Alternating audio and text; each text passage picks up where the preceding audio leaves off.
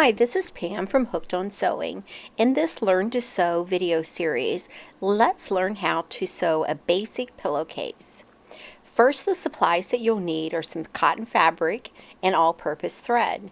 You'll also need a sewing machine, a zigzag foot if you have one, bobbin, scissors, a rotary cutter, self-healing mat, acrylic ruler, pins, and you'll also need an iron and an ironing board. So here you can see I have my yard of fabric, I have my acrylic ruler, my self-healing mat, my rotary cutter, my all-purpose thread, and my pre-wound bobbin, my pins. I also have my iron and an ironing mat.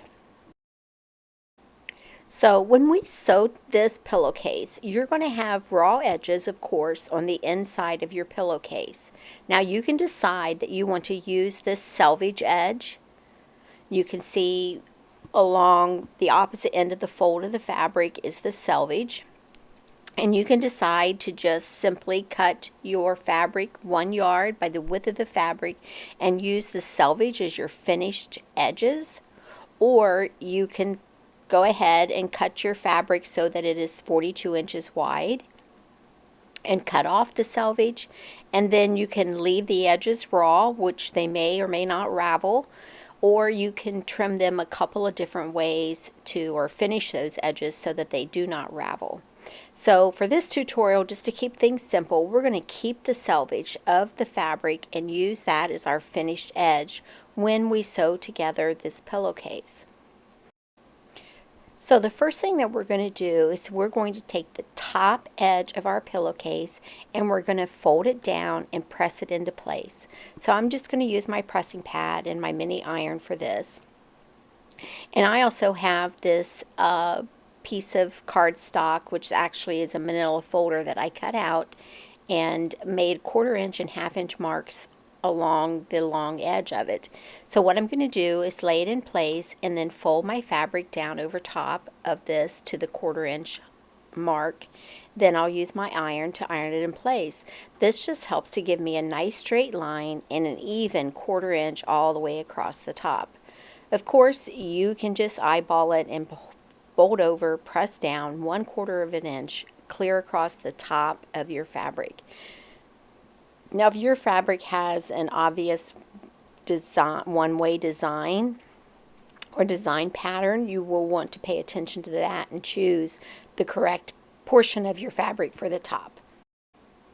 Now I'm going to take my seam gauge and measure 3.5 inches, and I'm going to fold down that edge of the fabric that I just pressed it fold in, a 1/4 inch fold, and I'm going to, from the fold down, I'm going to fold over 3.5 inches using my seam gauge to keep it straight, and then press another crease in the fabric. This will create the cuff for, or the hem for the cuff, or the hem at the top edge of the pillowcase. So again, I'm just folding over the fabric 3.5 inches from the previous 1/4 inch fold that we made and pressing it towards the wrong side of the fabric. Alright, just finish pressing that, and then once I have that 3.5 inches pressed really well, I'm going to unfold that 3.5 inch fold that I just pressed. And I'm going to fold my fabric right sides together, selvage edges together. Now this is the top of my pillowcase, so I'm just going to go along the selvage edge and put a few pins in place to keep my fabric together and lined up properly. And do the same along the bottom of the fabric. Again, right sides together, and I'm going to just put a few pins in place to hold my fabric. I'll take this over to my sewing machine and we are going to stitch this. So I'm going to give it a stitch length, 2.4 millimeter stitch length. And in my sewing machine, I already have my gray thread loaded, so you will want to have your thread loaded that you're going to use and your bobbin. I also have gray thread in my bobbin, and I have my bobbin thread pulled up through my machine. So I'm ready to start stitching. So I'm going to use my selvage as my finished edge of my pillowcase. So I'm going to use that edge. You see where the fabric is dark and then the white? I'm going to take that as my guide, and I'm going to stitch straight down that line as my seam width.